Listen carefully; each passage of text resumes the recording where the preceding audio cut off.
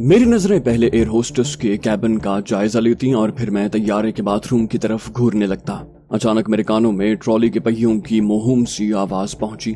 मैंने चौंक कर देखा। मुझे एयर होस्टेस कई तरह के फवाकेहात और चाय कॉफी के बर्तनों से सजी ट्रॉली धकेलकर अपनी तरफ बढ़ती नजर आई। करीब पहुंचकर उसने सवालिया नजरों से मेरी तरफ देखा। मैंने फौरन अंग्रेजी में बताया कि जहांगीर रतन जी रफ़ा हाजत करने गए हैं, तुम ट्रॉली यहीं छोड़कर जा सकती हो। मैं खुद चाय और कॉफी पेश कर दूंगा, मैं इस काम में महारत रखता हूँ। उसने पेशेवराना मुस्कुराहट के साथ हाँ में गर्दन हिलाई और मजीद जरूरत पड़ने पर तलब करने की दरखास्त करके अपने कैबिन की तरफ वापस चली गई। एयर होस्टेस से मेरी गुफ्तगू सुनकर रॉय रॉड्रिक्स निशिस्त से उठते उठते दोबारा बैठ गया। मैंने ट्रॉली अपने सामने करते हुए बगैर मुड़े उससे पूछा कि वो चाय कैसी पसंद करेगा और कितनी शक्कर डालना है। उसके बाद मैंने उसकी फरमाइश के मुताबिक चाय तैयार करके उसके हवाले की और फिर एक तश्त में कुछ बिस्किट और नमकीन फवाकेहात डालकर उसके फौरन बाद मैं हद्दुल इम्कान फुर्ती और सफाई से अपने असल काम में लग गया। मैंने जहांगीर रतन जी के लिए चाय तैयार कर दी, अलबत्ता शक्कर नहीं डाली। बमुश्किल निस्फ मिनट गुजरा होगा कि रतन जी भी आन पहुंचा। मैंने उसे देखते ही खुश दिली से कहा, आप बिल्कुल ठीक वक्त पर पहुंचे हैं रतन जी। मुझे डर था कहीं आपकी आमद तक चाय ठंडी न हो जाए। जल्दी से बताइए शक्कर कितनी डालनी है। रतन जी ने खुश होकर कहा, अरे वाह कृष्ण भैया, आपका ये गुण तो अभी खुला, बस 1.5 चम्मच शक्कर काफी रहेगी। फिर उसने ट्रॉली में सजी दीगर फवाकेहात पर नजर डाली, बोला, अरे वाह, आज तो इन्होंने मेरे मनपसंद खाखरा और गाठी भी पेश कर दिए हैं। अब तो ये वाकई अच्छे तबसरे के हकदार बन गए। उसने बाएं हाथ में चाय का कप थाम कर दूसरा हाथ पापड़ नुमा खाखरा की तरफ बढ़ा दिया। उधर मैं बज़ाहिर अपनी कॉफी की तरफ मुतवज्जे था, मगर दर हकीकत मैं धड़कते दिल के साथ रतन जी के चाय का घूंट भरने का मुंतजिर था। उसने एक खाखरा और चंद गाठियों पर हाथ साफ करने के बाद चाय होंठों से लगा ली। उसके पहला घूंट भरने तक मेरा दिल उथल पुथल होता रहा। बिलाखिर उसने दूसरा घूंट भरने के बाद एक सताइश भरी मुस्कुराहट के साथ मुझे देखा, बोला, आप तो चाय तैयार करने के माहिर हैं कृष्ण भैया, सब कुछ एकदम परफेक्ट है, मजा आ गया। ये सुनते ही मेरे सीने में अटकी सांस आजाद हो गई। मैंने मुस्कुराते हुए कहा, शुक्र है, मुझे डर था कि कहीं आपके मुंह का मजा खराब ना हो जाए। जल्दी से कप खत्म करें, फिर मैं चाय का दूसरा गर्मा गर्म कप बनाकर पेश करता हूँ। ये कहकर मैंने पलटकर रॉय रॉड्रिक की तरफ देखा और पूछा कि क्या वो चाय की दूसरी प्याली पीना चाहेगा।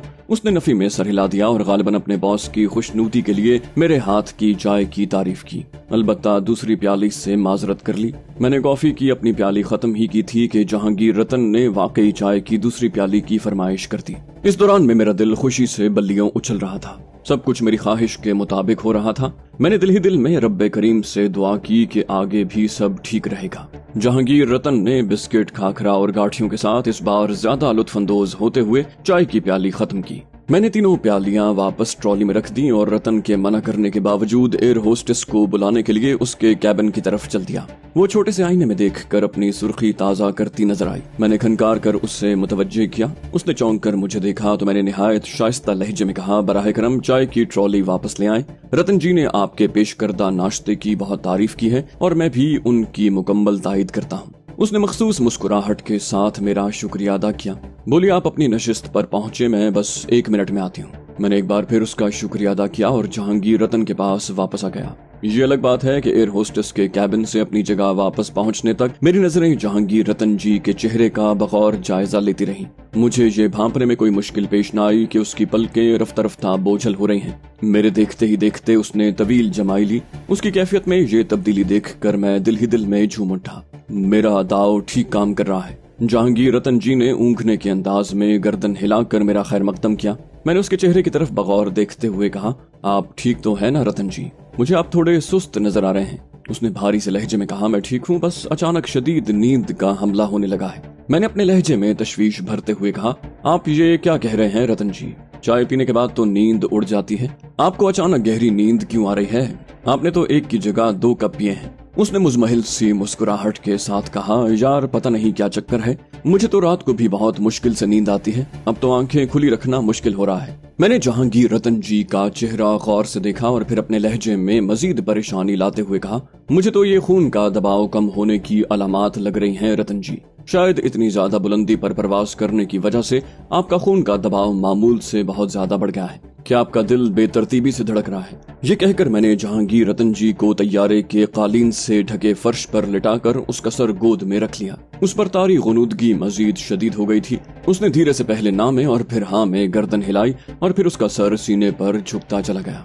ये देखकर मैंने अकबी नशिस्त से उठकर जहांगीर रतन जी का बगौर जायजा लेते हुए रॉय रॉड्रिक की तरफ देखा और फिर गहरी परेशानी से कहा, रॉय, रतन जी का ब्लड प्रेशर एकदम शूट कर गया है, इसलिए इनका दिमाग ऑटोमेटिक शटडाउन कंडीशन में जा रहा है। क्या इनकी पहले भी कभी ऐसी हालत हुई है? मेरी बात सुनकर रॉय रॉड्रिक के चेहरे पर छाई परेशानी गहरी हो गई। उसने जल्दी से नफी में सर हिलाकर कहा, नहीं, ये तो रेगुलर एयर ट्रेवल करते हैं, पहले कभी ऐसी हालत नहीं हुई। मैंने गंभीर लहजे में कहा, ये तो और भी खतरनाक बात है। इसका मतलब है इन पर अचानक हाई ब्लड प्रेशर का अटैक हुआ है। ये कहकर मैंने जहांगीर रतन जी की दाईं आंख का पपोटा उठाकर डेले का बगौर जायजा लिया। फिर मैंने चौंक कर रॉय रॉड्रिक की तरफ देखा। मैंने पूरी कोशिश की कि मेरी आंखें दहशत से फटी फटी नजर आएं। इससे पहले कि रॉय मुझसे कोई सवाल करता, मैं दाईं आंख का पपोटा छोड़कर बाईं आंख की तरफ मुतवज्जे हो गया। चंद ही लम्हों में बाईं आंख के डेले का बगौर जायजा लेने के बाद मैंने खौफ से लरसते लहजे में रॉय को मुखातिब किया। रतन जी की आंखों के डेलों पर खून के धब्बे नजर आ रहे हैं। ये ब्लड प्रेशर शूट करने की यकीनी अलामत है।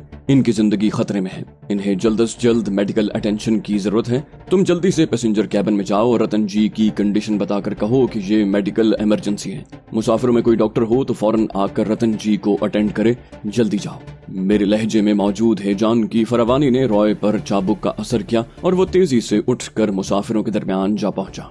एन उसी वक्त मेरा दायां हाथ तेजी से हरकत में आया और मैंने रतन के गले में लिपटी कलेजी रंग की रेशमी टाई में सजी मोतिये के फूल की शक्ल की टाई पिन चुटकी से पकड़कर उतार ली। उसके बाद मैंने एक नजर रॉय पर और दूसरी जहाज के खिदमतगार अमले के कैबिन पर डाली।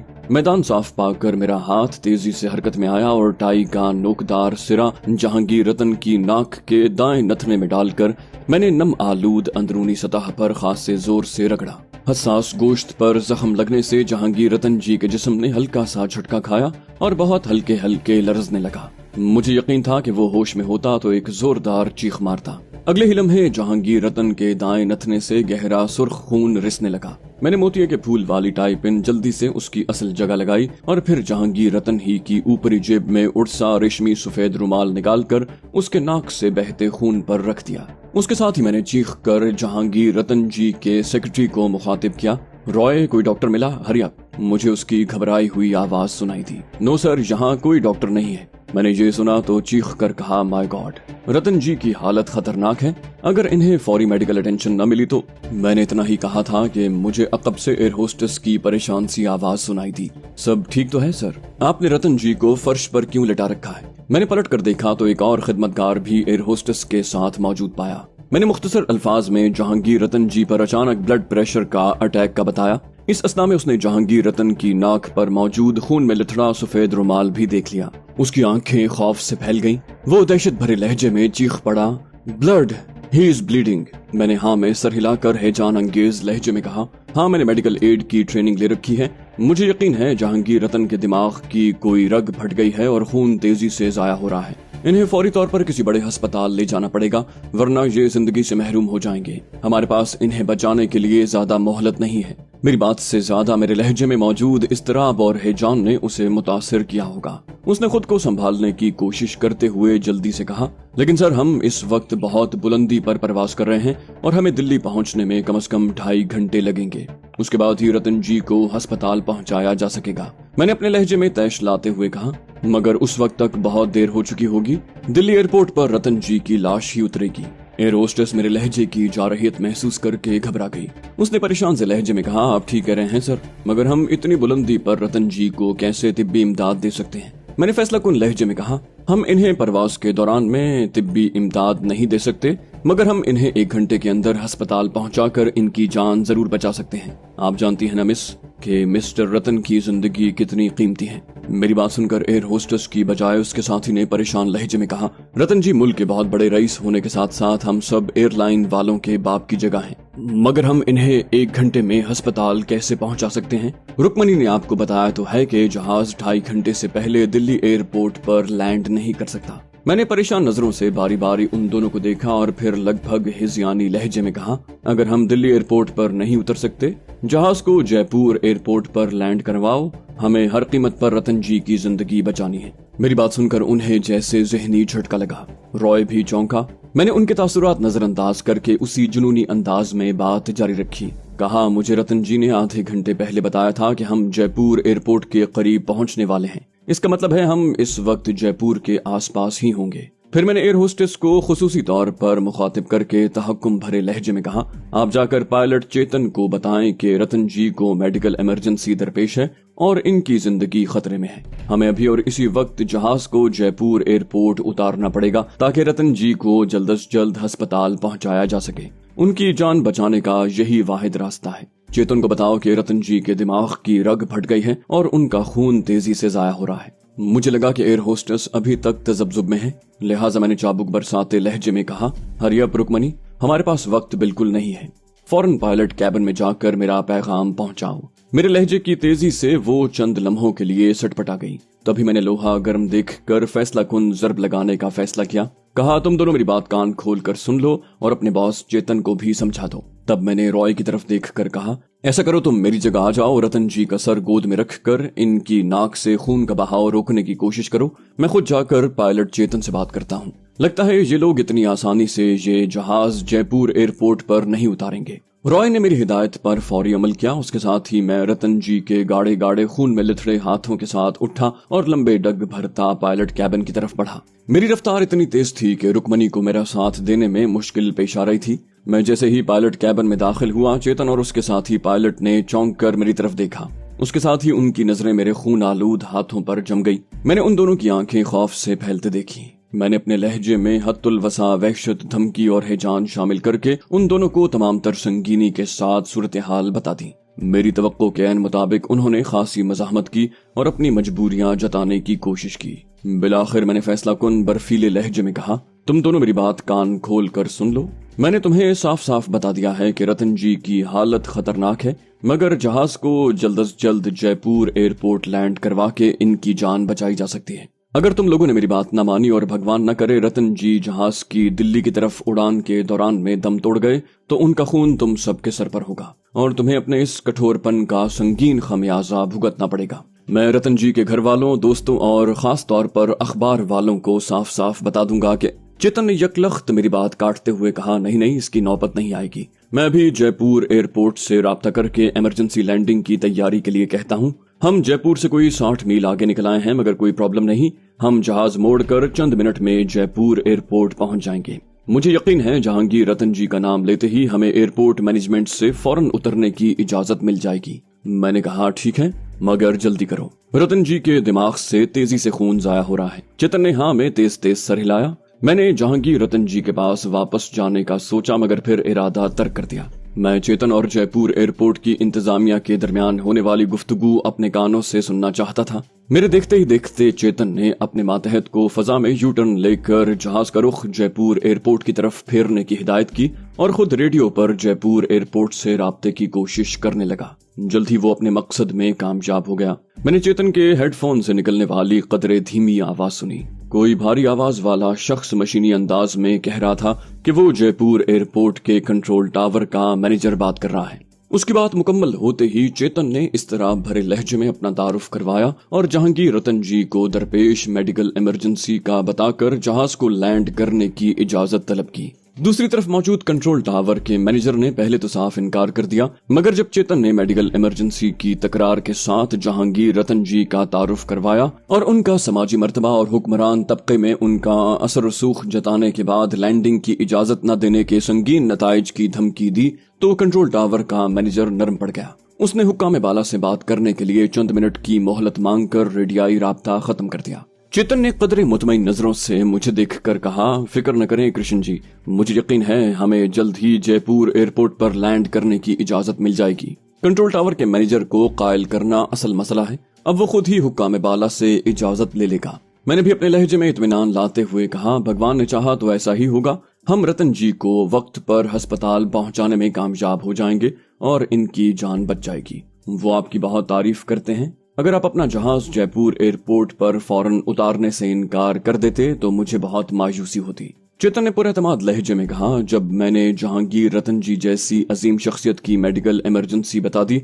और हम जयपुर के आसपास भी हैं तो उनके लिए इनकार की गुंजाइश नहीं निकलती। दुनिया भर के हवाबाजी के कवानीन में उसकी इजाजत मौजूद है। मैंने मुतमईन लहजे में कहा, फिर ठीक है। मैं समझा कहीं शेड्यूल के बगैर जहाज उतारने पर आपको बासपुर्स या इंज़िबाती कार्रवाई का सामना न करना पड़े। उसने नफी में सर हिलाया, बोला, मैं अपनी लॉग बुक में सब तफसील से लिख दूंगा। मुझे यकीन है मुझसे कोई पूछगिछ नहीं होगी, बल्कि हो सकता है हुक्काम बाला की तरफ से शाबाश भी मिल जाए। मैंने पुरजोश लहजे में कहा, अगर हम रतन जी की जान बचाने में कामयाब हो गए तो मैं गारंटी देता हूँ कि 1-2 हफ्तों के अंदर आपको शाबाशी के साथ तरक्की भी मिल जाएगी। तभी मैंने चौंकने का नाटक करते हुए कहा, ओह, कंट्रोल टावर के मैनेजर को एक और अहम पैगाम देना तो याद ही नहीं रहा। उन्हें कहें कि जहाज जैसे ही लैंड करे रनवे पर एक एम्बुलेंस मौजूद होना चाहिए ताकि रतन जी को फौरन अस्पताल पहुंचाया जा सके। ये सुनकर चेतन ने तसल्ली दी, बोला, फिक्र न करें कृष्ण जी, आजकल हर एयरपोर्ट पर एम्बुलेंस सर्विस मौजूद होती है। फिर भी मैं राब्ता होते ही ये मुतालिबा कंट्रोल टावर मैनेजर तक पहुंचा दूंगा। कोई 5-7 मिनट के तनाव भरे इंतजार के बाद चेतन का रेडियो जाग उठा। उसे बताया गया कि जहाज जयपुर एयरपोर्ट पर उतरने की इजाजत मिल चुकी है और रनवे क्लियर करने की तैयारी की जा रही है। चेतन की तरफ से एम्बुलेंस के मुतालबे पर उसे यकीन दिलाया गया कि जहाज लैंड करते ही एक एम्बुलेंस रनवे पर पहुंच जाएगी। बात मुकम्मल होने पर चेतन ने फखरिया नजरों से मुझे देखा। मैंने गर्मजोशी से शुक्रिया के साथ उसे मुबारकबाद पेश की और रतन जी की देखभाल का कहकर पायलट कैबिन से निकल आया। मैं वापस पहुंचा तो रॉय को पहले की तरह रतन के पास मौजूद पाया। उसने सवालिया नजरों से मुझे देखा तो मैंने फातिहाना लहजे में कहा, सब ठीक हो गया मिस्टर रॉय।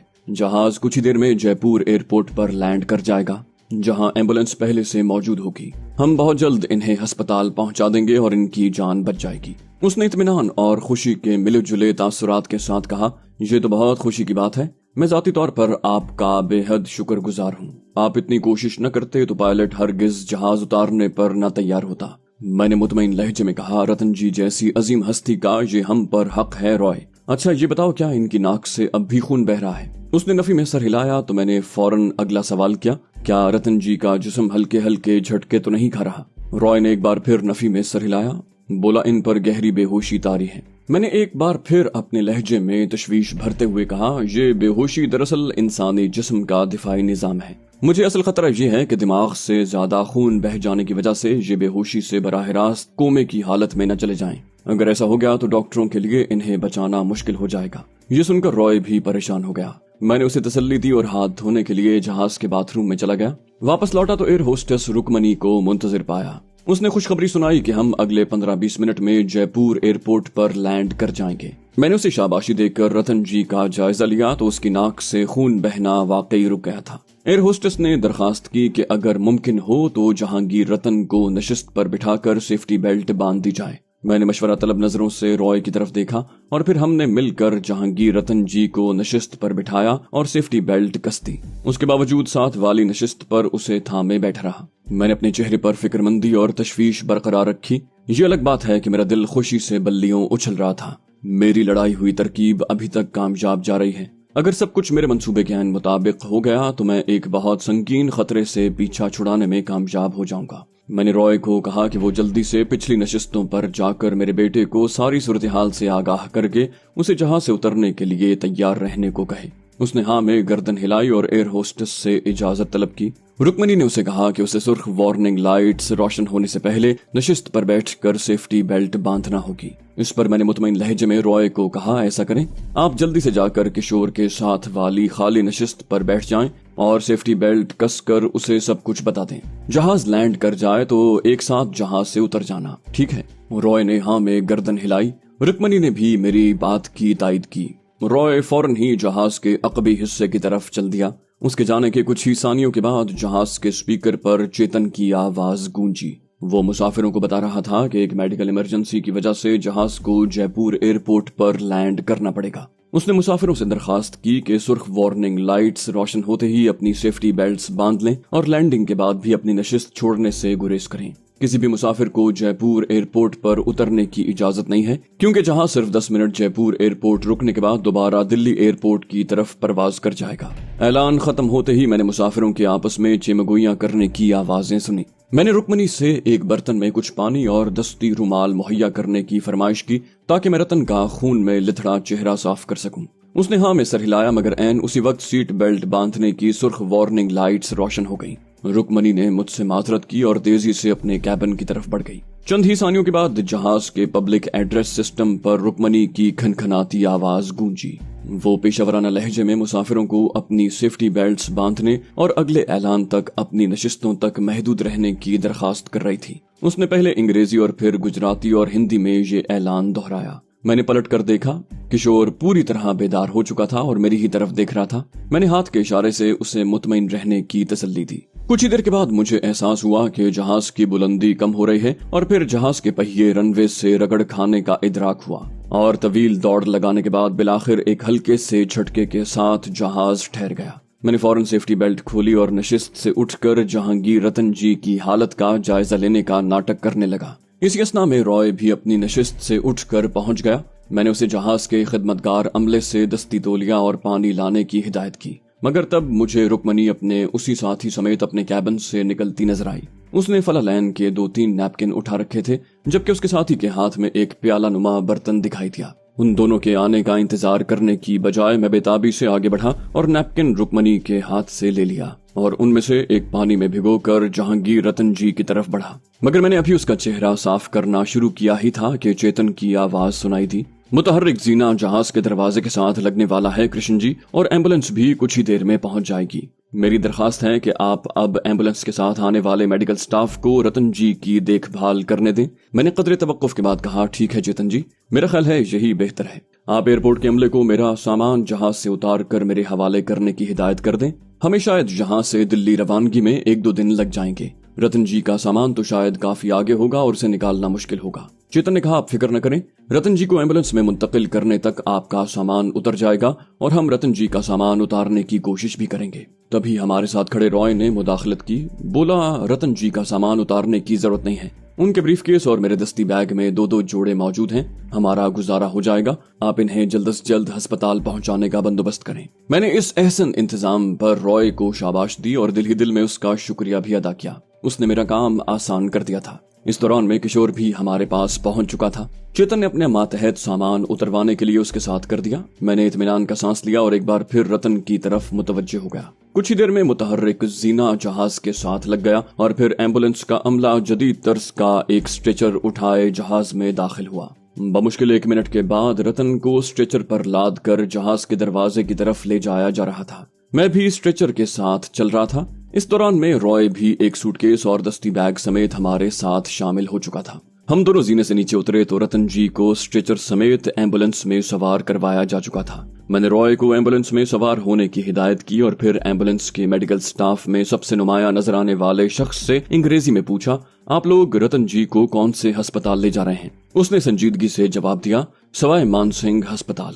जयपुर का सबसे मारूफ और सबसे पुराना अस्पताल है। हमने पहले ही इत्तला भेज दी है। मरीज के पहुंचते ही इलाज शुरू हो जाएगा। मैंने कहा, ठीक है, हम कुछ देर में टैक्सी के जरिए वहां पहुंचते हैं। इस असना में किशोर भी जहाज के सामान वाले खाने से मेरा सूटकेस और सफरी बैग हासिल कर चुका था। मैंने उसे इशारे से अपने पास बुलाया और कहा, एम्बुलेंस में एक बंदे की जगह है, तुम भी रतन जी के साथ अस्पताल पहुंच जाओ। मैं कुछ देर में टैक्सी में वहां पहुंचता हूँ। उसने हाँ में गर्दन हिलाई तो मैंने जेब में हाथ डाला और लगभग 850 रुपए उसे थमा दिए। उसने मजाहमत दिखाई, मगर मैंने सख्ती से उसे रकम कबूल करने पर मजबूर कर दिया और उसे कहा कि मैं किसी होटल में कमरा लेकर सामान रखने के बाद कुछ ही देर में अस्पताल पहुंच रहा हूँ। वो अकबी हिस्से में रतन जी के पास बैठ गया। उसके साथ ही एम्बुलेंस रवाना हो गई।